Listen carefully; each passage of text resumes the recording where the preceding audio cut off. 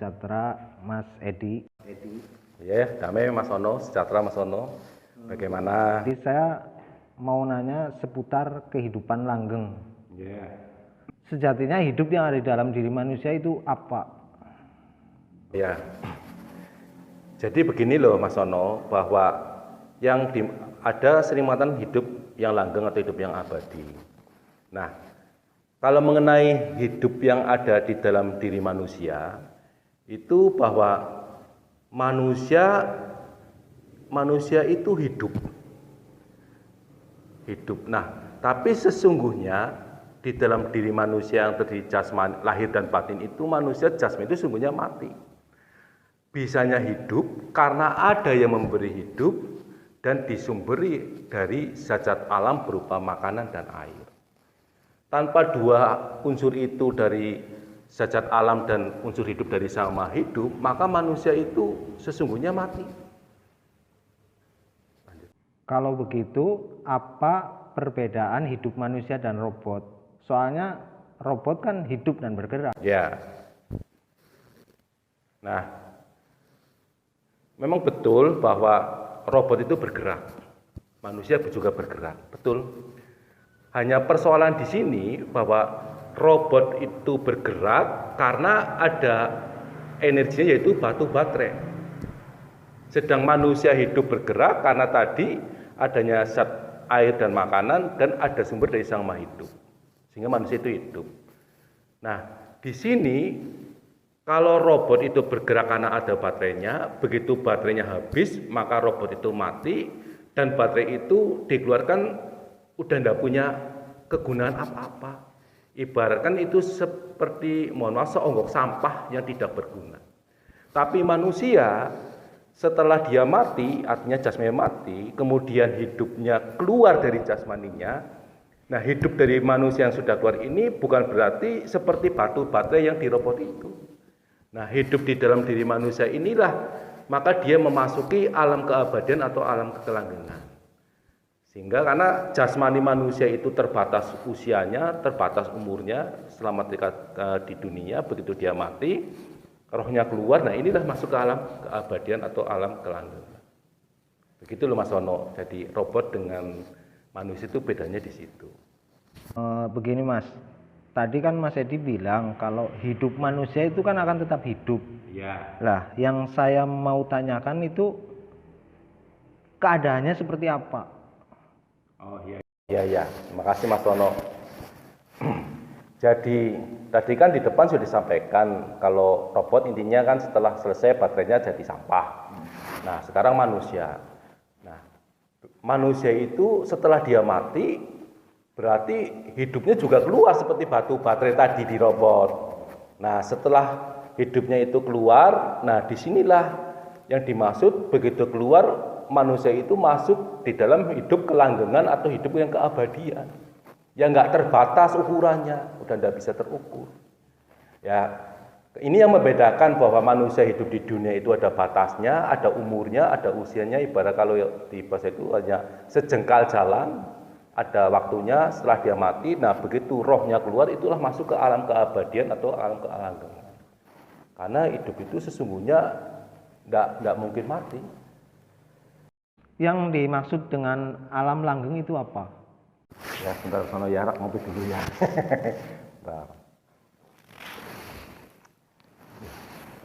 Nah, yang dimaksud alam langgeng tadi, seperti yang tadi mungkin dijanji di depan itu, alam langgeng itu adalah alam yang abadi. Alam abadi artinya begini, artinya bahwa alam yang tidak ada batasnya, tidak terbatas.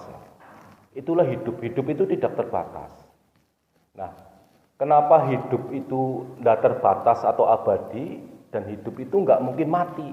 Yang mati itu adalah makhluk manusia ada hidupnya, terus hidup ada terbungkus oleh jasmani, dan itu ada waktunya.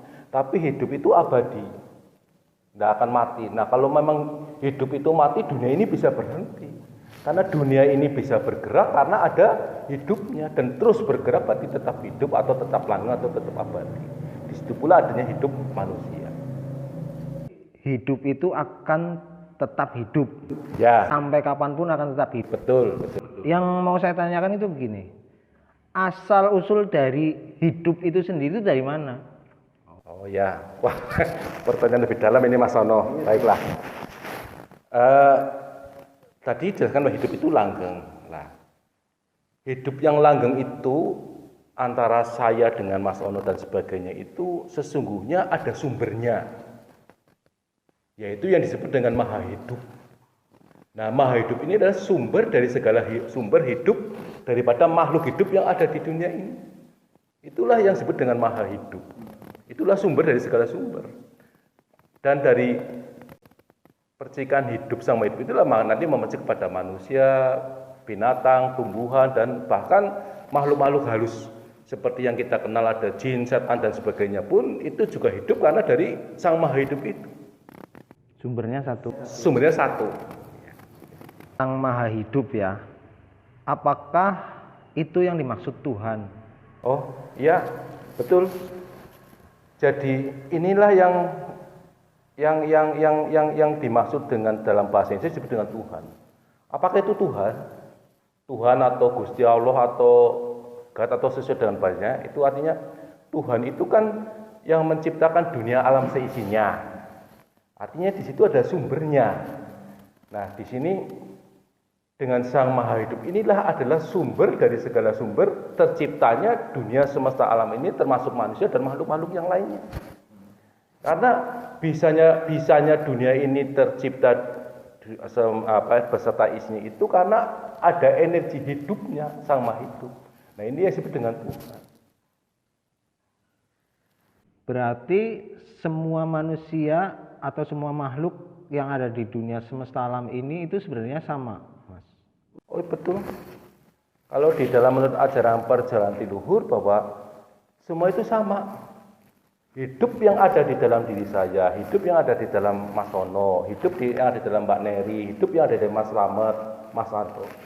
Dan semua manusia sesungguhnya hidupnya sumbernya sama. Sumber dari Sang Maha Hidup. Yang membedakan kita antara saya, Mas Ono, Mbak Neri, dan makhluk-makhluknya itu karena kita berbeda, karena kita dibungkus dengan jasmani yang berbeda, dengan situasi kondisi alam kita yang berbeda, pendidikan kita berbeda, tempatnya berbeda. Nah, inilah yang menjadi membedakan antar kita sesama manusia dan membedakan antara kita dengan makhluk hidup yang lain. Tapi pada intinya, hidup yang ada di dalam diri kita masing-masing adalah sama, bersumber dari sumber segala sumber, yaitu Sang Maha Hidup atau yang disebut dengan Tuhan. Kalau begitu, sudah seharusnya setiap manusia menyadari dan menjaga sang hidup yang ada di dalam dirinya masing-masing. Oh iya, memang seyogyanya seperti itu. Kita sebagai manusia yang masih hidup di dunia ini, saya, Mas Ono, Mbak Neri, Mas Samad, Mas Santo, dan semua setiap manusia harusnya menyadari dan menjaga sang hidup atau roh yang ada di dalam dirinya masing-masing. Karena roh atau sang hidup di dalam dirinya itulah sesungguhnya yang perlu kita jaga, dan itu adalah hal yang keramat. Jadi keramatnya itu di situ. Jadi setiap perilaku kita itu nanti akan menentukan kemana roh atau sang hidup yang ada di dalam diri. Inilah yang kita sebagai manusia harus benar-benar menjaga, benar-benar hati-hati di dalam perjalanan dunia di dunia ini. Ingatlah bahwa sang hidup ini nanti setelah jasmani meninggal, roh ini keluar, ini bukan mati, ini akan hidup. Nanti ini bisa dibahas di konten selanjutnya tentang bagaimana hidup manusia setelah mati inilah sesuai dengan bagaimana perilakunya di dunia ini. Begitu loh Mas Ono, benar-benar